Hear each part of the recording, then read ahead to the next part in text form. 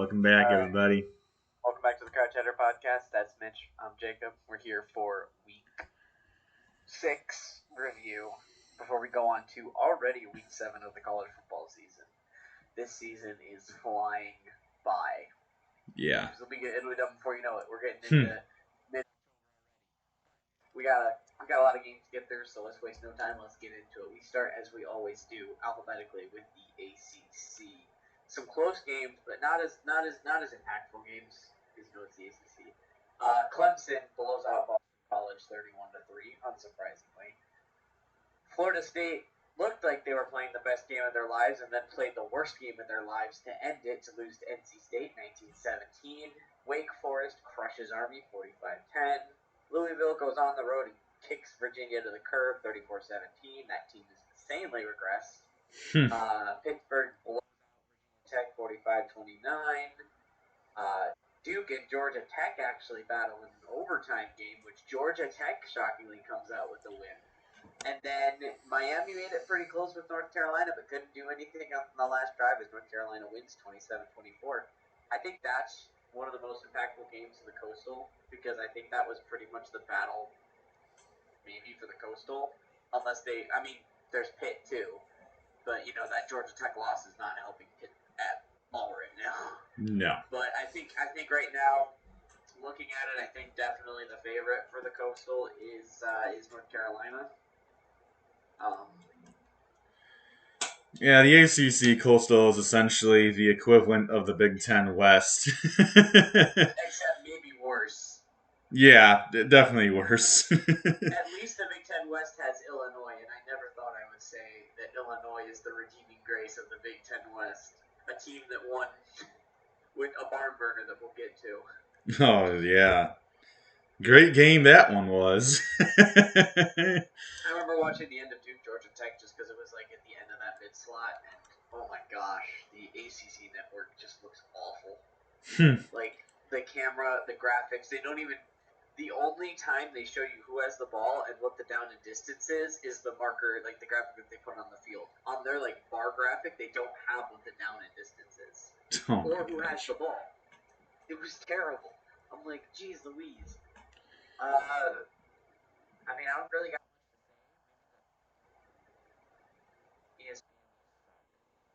just plays ads. I don't know if anybody heard that. Hopefully not. And then I think the only important one was NC State, Florida State. Basically right now everybody's fighting for who's going to be second in the ACC Atlantic. Though Florida State does have a big game coming up against Clemson, so that'll be big. But obviously this loss to NC State doesn't help because even if they beat Clemson, they already have 2 losses in the conference. Now they got to hope Clemson loses twice. And that's if they beat Clemson. Basically, Clemson, right now, their toughest test, their real only competition right now for the Coastal, or not for the Coastal, for the Atlantic, is Syracuse, who they will probably crush at home. Maybe. Syracuse is decent, but I don't think Syracuse is going into Death Valley and beating Clemson. No, that's their toughest competition right now because they beat Wake Forest and beat NC State, and then Florida State has 2 losses. Literally, Clemson can lose an ACC game as long as it's not to Syracuse, and then everybody else can go undefeated and they'd still win. So Clemson right now very much in the driver's seat after Florida State loses. I think that's the biggest implication of that game. Yeah, there was a lot of really good games during the night, and eventually I did get to this one. And Florida State, at that point they already were down 19-17, and when I turned it on, they were in field goal, they were well within field goal range, well within NC State territory. They're like at the 20, 18, 17 yard line. I'm thinking, oh, wow, they might just kick a field goal and take the upset here. And then next play I see, they throw a deep pass with Jordan Travis to the end zone. I'm going, what are you doing? You're in field goal. I mean, they had said before, that Florida State's had field goal kicking problems. I'm still like, I don't care if you've had field goal kicking issues this season. It's a 30-something yarder. I'd rather take my chances with this 30-some-odd yard field goal rather than trying to throw a deep ball with a wildly inconsistent quarterback. He's good, but I've seen moments where Jordan Travis, especially that one throw, where he just, he simply threw it way over the receiver, threw it way over his head, goes right to the defender. NC State easily picks it off and wins the game. That's exactly why you don't do that stupid stuff. Because one of you the two already. worst play calls of the night. Yeah. We'll get to the other one later, Okay. but I mean, I can't understand. I mean, I guarantee you it's got to be one of those, like there's all that analytics stuff that they have now of where they do all like the math or whatever, and they're like, oh, this makes more sense. No, logically, you can do all the mathematical equations you want. Logically, that makes absolutely no sense.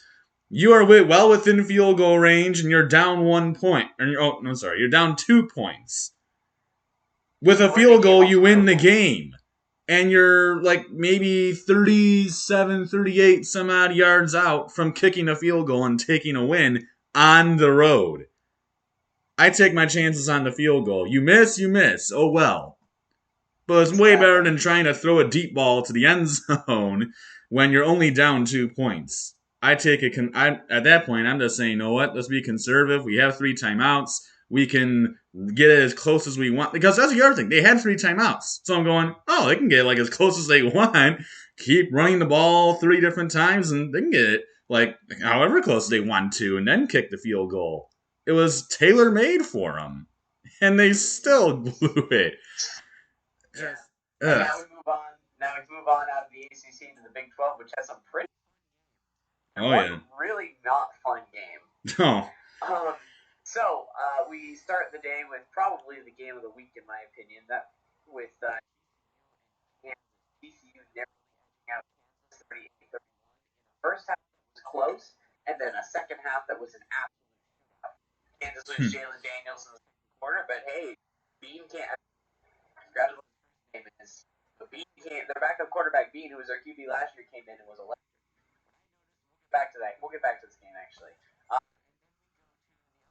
Game of the Red River Slaughter, where Texas got Quinn Ewers back and came in and absolutely annihilated and shut out Oklahoma 49-0. Then you get the opposite of that game and you get the 10-9 barn burner that was. Wasn't the best barn burner of the day though. There was a better one.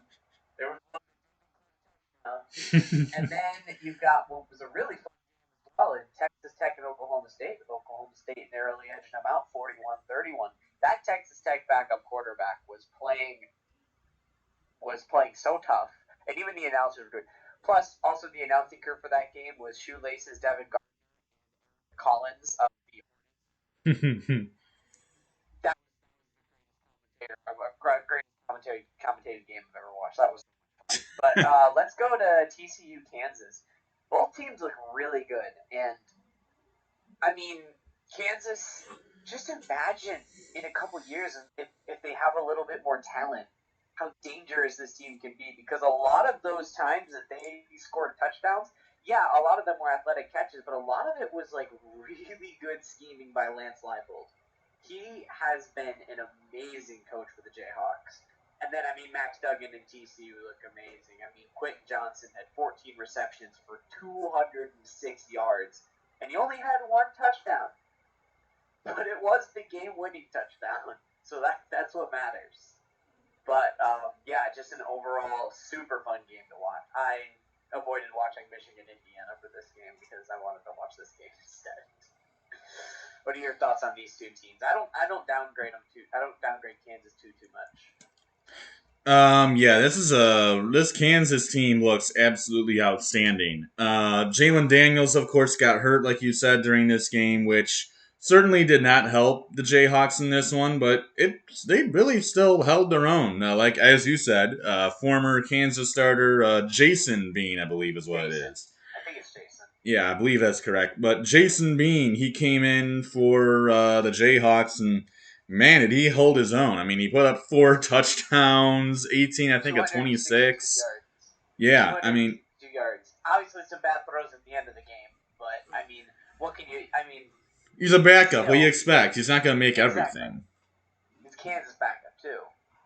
Still from Yeah. last year. But really impressive game from both teams. I expected the shootout, and we did get it in the second half, especially in the third quarter with 42 points in the third quarter. It but was back to back to back to back. yeah, but this is an outstanding game. I didn't. I listened to the very end. I saw the very end of it because I was listening to Michigan, Indiana. I wanted to make sure the Wolverines actually got out of there unscathed, which they did. But this TCU team looks really, really stinking good, and they got a big game this coming weekend as they get Oklahoma State at home. So that'll be a big matchup, along with two other. There's a lot of really good games coming up this weekend. So Oh yeah. watch the picks video. That is going to be a lot of fun because me and Sabensky might differ on a lot of stuff because there's a lot of 50-50s in there. There's a lot of good games. And real quick, I just want to talk about obviously big win for Oklahoma State. Getting out of there with a win. We are going to find out what this Oklahoma State team is made of because their next four games are at TCU, Texas, at Kansas State, and at Kansas. That's their Yeah. next stretch. And then they finish with Iowa State, Oklahoma, and West Virginia, which at this point they should win all three of those. Definitely Iowa State and West Virginia, and I think they're probably going to beat Oklahoma.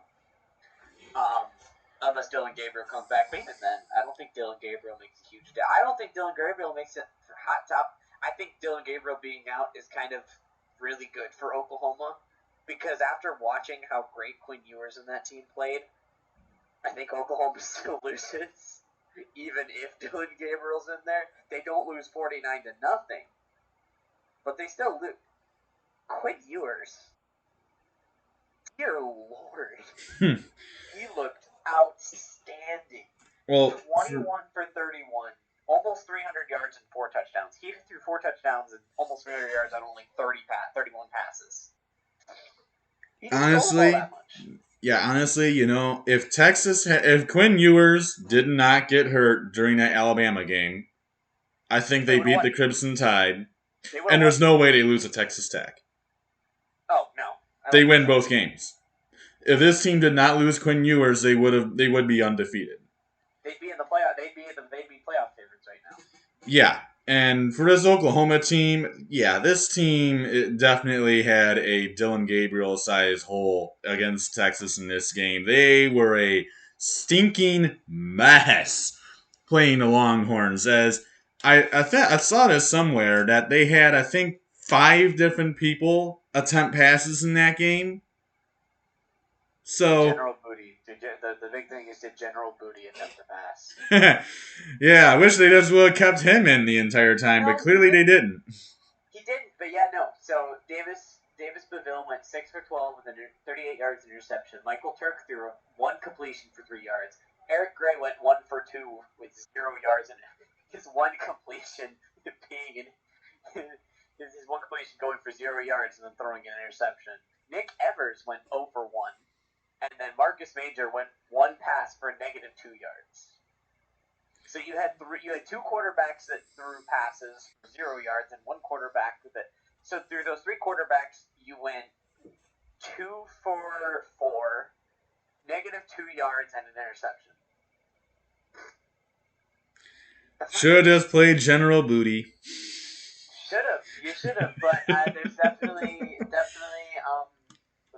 definitely a couple of years of rebuilding for this program. I don't think they're going to be down in the gutters forever, but oh man, is it about to get a lot? They're never going to compete. I'm going to tell you this right now. They're never going to compete for the Big 12 again because they compete for the Big 12 this year, and I don't think they're good enough to compete for it next year. Well, they Unless they obviously get some need big Gabriel freshman talent. back. They were a different team with Dylan Gabriel. Yeah, I still don't think they win this game with Gabriel though. No. I just no. I But still they, don't like think you they win said, this they game. wouldn't have lost 49-0. They would have That's actually true. probably made it competitive. I don't think they're going to be competitors in the Big 12 anymore before they move to the SEC, which will be even more fun. But that's really the Big 12. Really excited to watch Oklahoma State and like the top of this conference compete against each other because there are some fun teams. They're different teams. It's not Oklahoma anymore. Oklahoma and Baylor aren't there. Oklahoma State, who's just usually there. But Texas looks like they're actually doing something for once. TCU is playing really well, and then you got Kansas. The Kansases. I can't wait for the Sunflower Showdown at the end of the season. Yeah. All right, let's move on to our conference, the Big Ten. Rutgers gets out to a 13-0 lead and then loses 14-13 to Nebraska. Ohio State absolutely embarrasses Michigan State, 49-20. Michigan has a bad first half, but has a really good second half, winning 31-10, shutting out the Hoosiers in the second half. Purdue ends up winning a narrow game at Maryland, 31-29. Wisconsin has a revenge game, beating Northwestern 42-7, and then in the barn burner of the week, the Illinois Fighting Illini, led by Art Sikowski, kick 3 field goals and win a football game because their opponent was Iowa. I was listening to my podcast, and they were saying Iowa should find some way to compensate their season ticket holders. Because imagine being a season ticket holder and having to watch this team. They said, it was during the podcast, they were like, oh yeah, and Iowa has a bye week next week, and someone was like, oh thank God, I'm about to watch them this week. And then their next game at Ohio State. Oh. Poor Iowa. But hey, congratulations to Illinois. You kicked 3 field goals, and that was enough to get you ranked number 24 in the country. Hey, I'm just gonna say with this Illinois team, and this is not gonna be by popular opinion, I guarantee you. Certainly not by a Cervensky's, but because he knows the Illinois quarterback way too well. He's not playing right now. He's injured. Well, yeah, but for me, like for Illinois, I've seen from this team so far, I mean, you take out that one Indiana loss where they turned it over like 4 or 5 times and just gave the game away to Indiana, which if you take out at least a couple, even if you don't count the turnovers, they overturned a touchdown, which they shouldn't have, and I mean, that was the difference of the game. It was only a 3-point game. So, I mean, you can make of that what you will, but even now, they're 5-1. Now, like you said, they're now in the top 25. This Illinois team, it gives me shades of Iowa from last season with a better offense. Literally. I mean, literally their defense absolutely out. Their defense has been unbelievably good. And their offense is certainly, I'd say, better than Iowa's from last year. I mean, you look at their offense. They have a good running back in Chase Brown. Very good running back for Illinois. Chase Brown has he's equivalent to Tyler Goodson for Iowa from last season. And then you look at the QB room. I'd say Tommy DeVito is certainly better than Spencer Petras. And he's better than Art Sikowski. Even Art Sikowski is probably better than Spencer Petras. But Sure, actually. I mean, he did lead them down to 1 more field goal than. It's definitely an Illinois-Iowa game because the leading receiver was an Iowa tight end. There you go. That's an Iowa game. The leading receiver was a tight end.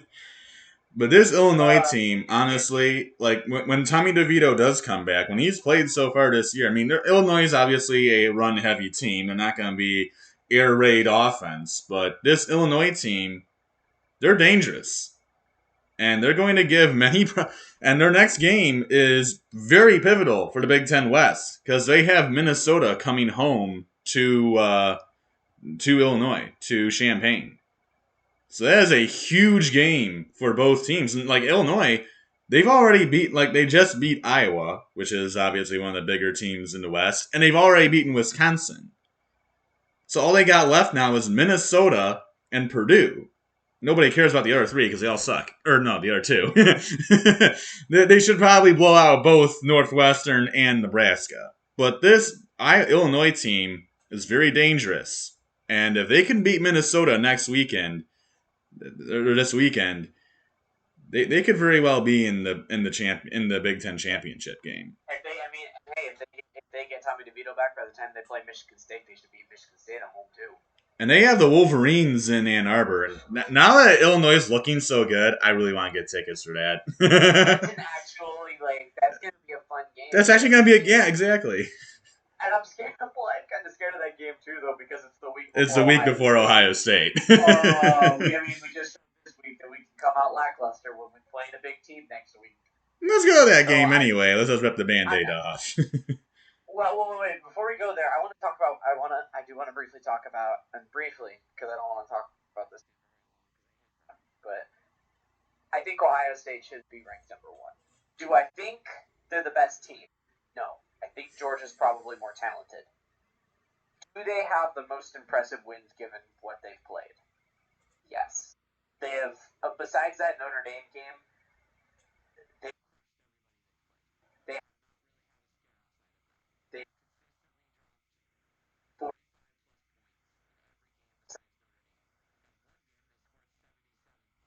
great teams that they played.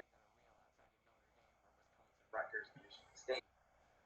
Those teams are better than Missouri and Kent State. Auburn. I think those games are better than Missouri and Auburn, who Georgia's played. And South Carolina. Well, South Carolina is looking like a better win. I don't know, but this Ohio State team is scary. I knew they were going to be scary. I was a little hopeful after that first week, but they definitely look good. Granted, I mean, I expected them to come out and blow out Michigan State, but they definitely look like the best team right now, at least from what we've seen thus far. Obviously, you can't really ever tell. Like I thought Michigan looked better than Georgia at a lot of points throughout the season, but then when we played Georgia, they absolutely manhandled us because their guys were so much bigger and more talented. You can never really tell until you play the team. But from what we've seen from all the top three teams, I think they've looked the best. Yeah, this Ohio State team, I think is. I mean, obviously they dominated Michigan State, which was not honestly all that surprising. But what was really surprising was, I mean, the fact that, I mean, I didn't necessarily think they would absolutely blow Michigan State off the floor because first of all, they're on the road, and also they were missing Jackson Smith and Jigba. They were missing Myron Williams, their top running back, and in the middle of the game, Henderson got hurt. Travion Henderson got hurt and got taken out, and they still won 49-20. And it was more 49-13, really, because that last touchdown was more of a garbage time TD. So they absolutely blew the Spartans off the floor, which, I mean, Michigan State does not look good this year. It's still in East Lansing, it's still Michigan State. You don't see the Spartans get blown out like that by really anybody necessarily. Minnesota. Well, but considering how much Ohio State was missing a lot of their top performers, and they still just went out there and ran Michigan State off the field, is very impressive. And yeah, as much as I hate to say it, I mean, I think they're definitely deserving of number 2 right now, possibly even number 1. Which I was talking about how Ewers only threw 31 times for almost and 4 touchdowns. Now that was impressive. C.J. Stroud only threw 26 times at 360 yards and 6 touchdowns. Well, that's Michigan State's secondary for you. That's Michigan State's secondary. And then one last thing we'll just briefly touch. I heard that Mike Hart is doing a lot better. He's back in Ann Arbor now, so it's really good for Michigan. Yeah, I think that was honestly a huge reason that first half was as sloppy as it was. But I know they went to halftime and they got that call. The biggest important thing is Mike Hart is good. Our thoughts and prayers are up with him right now. Thankfully, that incident happened while he was in the game. Like that's the best time for an incident like that to happen when you're surrounded by people that already have medical staff on hand. Obviously, it's not great that it happened, but it happened where he could get immediate medical attention and figure something out. So it's good for him. Michigan was bad in the first half, but came out of the second half. Their defense played a lot better in the second half from what I heard. I didn't watch much of the second half. And then their offense finally got going a bit. So 304 yards and 3 touchdowns for McCarthy. Obviously, Cornum looks really good. Ronnie Bell had 11 receptions for 120 yards. So sloppy game. I think they're going to come out a little bit more attentive this week against be amazed out. Which I would assume that means they're going to wear all blue uniforms. People are saying they're going to wear their all maize uniforms, and I'm like, why would you wear all maize uniforms in a maze out? You're just going to get lost looking at all the yellow. Yeah, for this Michigan team, I think definitely. I mean, you touched on Mike Hart collapsing in the first quarter.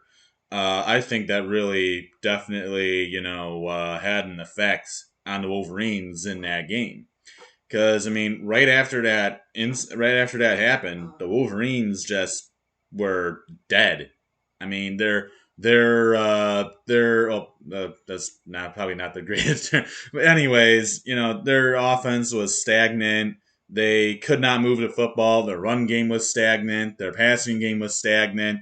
Everything for the Wolverines was just kind of stagnant, and Indiana was almost pretty much having their way if it wasn't for it for two block field goals in the second quarter. So and then they went into halftime tied at 10, and then the Wolverines got into the second half and they looked like a different team, which to me says, yeah, that Mike Hart accident definitely had an effect on the Wolverines.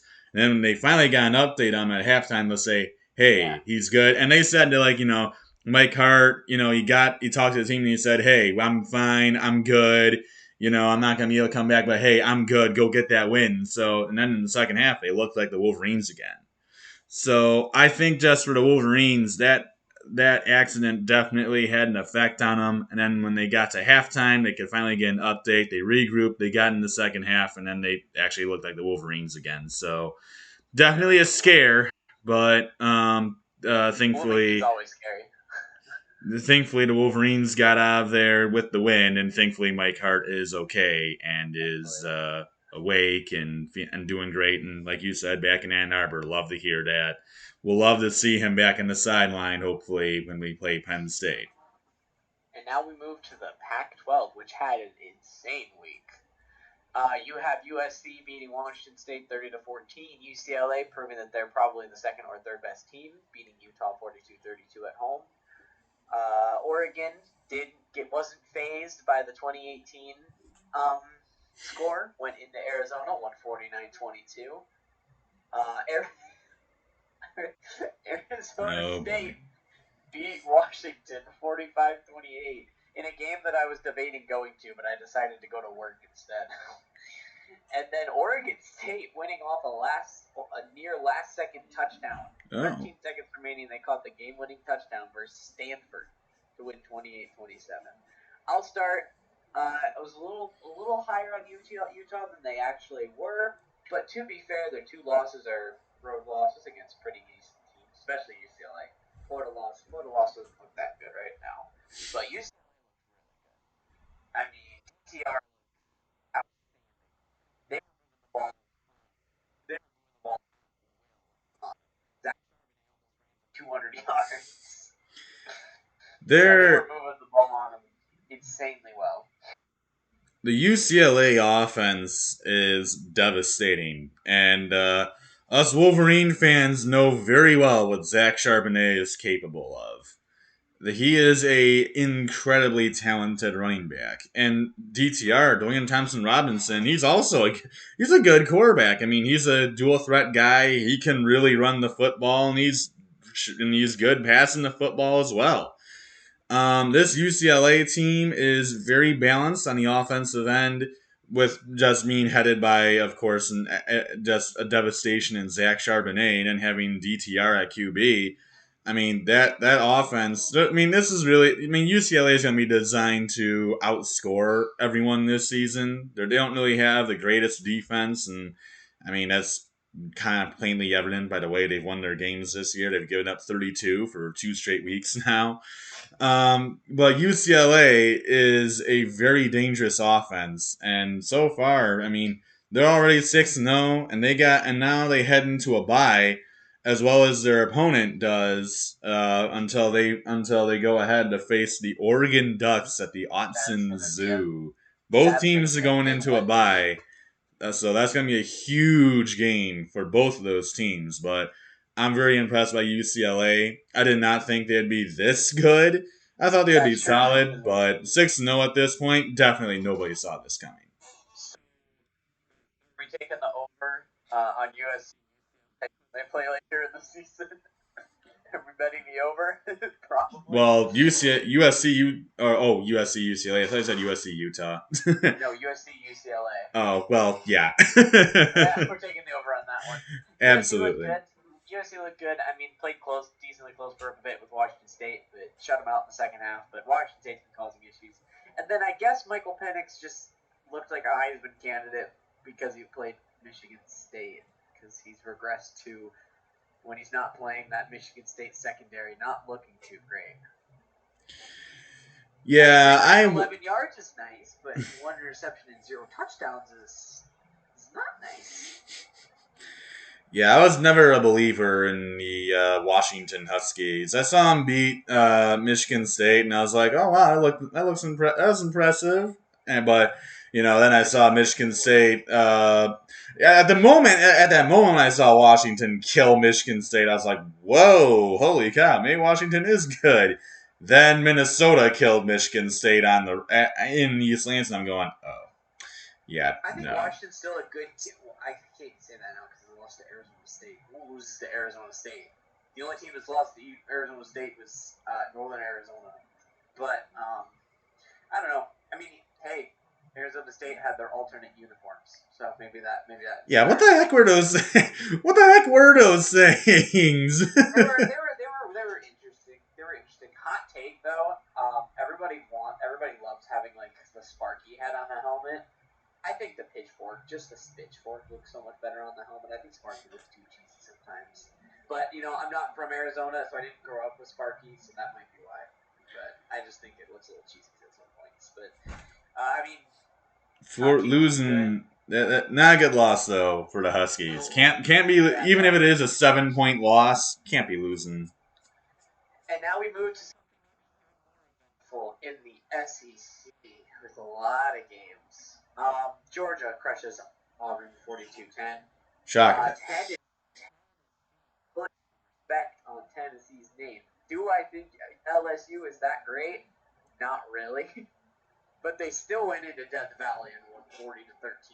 We'll talk about that game in a bit and the game next week. Ole Miss at Vanderbilt. It looked close for a while. Vanderbilt was leading in the beginning of the second half, and then Ole Miss just absolutely went off in the third quarter, and then they beat 2 more touchdowns in the fourth quarter to seal it. What Kentucky looks like without 24-14 at home to Spencer Rattler. Mississippi State absolutely killed Arkansas, impressing even me. I thought they'd win. I didn't think they'd blow them out. And then Florida beats Missouri 24-17. So, I mean, and then the big game, Alabama narrowly escapes Texas A&M thanks to the worst play call I've ever witnessed. Still not worse than Florida State's. That's true. I didn't see that one though. So, but I guess let's start with Tennessee. Like I said last week, I'm not the hugest believer in this LSU team, but I mean, for any team to go into Death Valley against a half decent LSU team and kill them that badly. Like, we're all talking like LSU's a second half team. LSU's a second half team. They still didn't let them do anything in the second half. They shut them down. They scored one less point in the second half than they did in the first half. And those 6 points came in the fourth quarter, and what I can only assume the game was already pretty much over. I didn't watch the game because I was watching Kansas TCU, but Tennessee looked impressive. Yeah, this Tennessee team is definitely going well. Already went way over my expectations after they beat Pitt. But specifically, Hendon Hooker has been playing out of his stinking mind. I mean, we're looking at a guy who lost the job to Joe Milton at one point, and now here he is, looking like a Heisman candidate. So I don't know what in the world that came from, where in the world that came from. But this Tennessee team, I mean, they're designed to win outscoring teams. But in this game, they showed that they can win with defense too. I mean, LSU has a solid team, and they just were awful. I mean, I saw the first half of where they were getting destroyed, and I'm like, okay. maybe LSU closes the gap in the second half, and well, nope, not even close. Tennessee just throttled them even in the second half. I mean, it was never a contest. Many people thought, well, this might be a trap game heading up to the Alabama game coming up next week. Nope. Nope, just still blew LSU off the face of the earth. So I don't really know what to say about this Tennessee team anymore. You know, I don't want to believe in them, kind of like Stravinsky always is with Texas. I never wanted to believe in Tennessee, but at this point, I don't know if there really is any reasoning to go against them now. They could lose to Alabama, Georgia, and still be the third best team in the SEC. They're clearly the third best team in the SEC right now, and I'm honestly surprised they're number 6 and not number 5. Not that Michigan's bad or anything, but they've just looked insanely impressive. Hmm. But let's move on to. I mean, I was just again quick thoughts. Mississippi State looks way better than I thought they did. Like, geez Louise.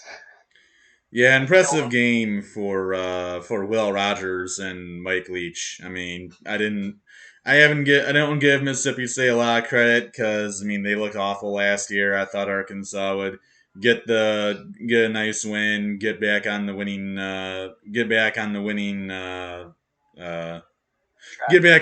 track. Yeah, just get back on track, and instead Mississippi State rolled them. Good Them job by the cowbells were Bulldogs. them cowbells were ringing. I won't talk too much about South Carolina, Kentucky, since there was a lot of injuries, but just No, Will ugly Levis games. clearly was an issue for the Wildcats in this one.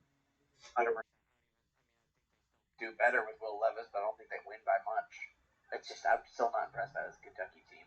And then the big one, Alabama almost loses for the second year in a row to Texas A&M. If it wasn't for the fact that Jimbo, they were doing all they could. They gave him holding, pass interference. They kept getting him down. Alabama was giving them every chance they could, and then he throws the corner of the end zone where even if he caught in the end zone and would be tackled to lose the game. What was that? Like, it was so anticlimactic. It's like timeout. We're all Yeah, I waiting for know. it. Like, Everyone's is this gotta gonna be. happen? Is this gonna happen? And then it just goes. It's just It goes. everybody's like, oh, he's doing so. It took like 2 seconds. The play literally took 2 seconds. I don't blame them for throwing. Their offensive line was getting killed. I don't think the running back would have been able to get 2 yards because their offensive line was getting destroyed by the Alabama defensive line. Like Haynes King on almost every single throw on that last possession had to like take 5 steps backwards before he threw the football. He got hurt during the game. That Texas A&M catch though. You know the one I'm talking. If you watch Yeah, the game, I was like, Haynes King, what are you doing? I thought the game was over. I thought he threw an interception. It goes right barely through the defender's back of his hands, and the A&M guy just snags it. I was unbelievable catch. I like, believe that was oh. Evan Stewart. Unbelievable Like, play.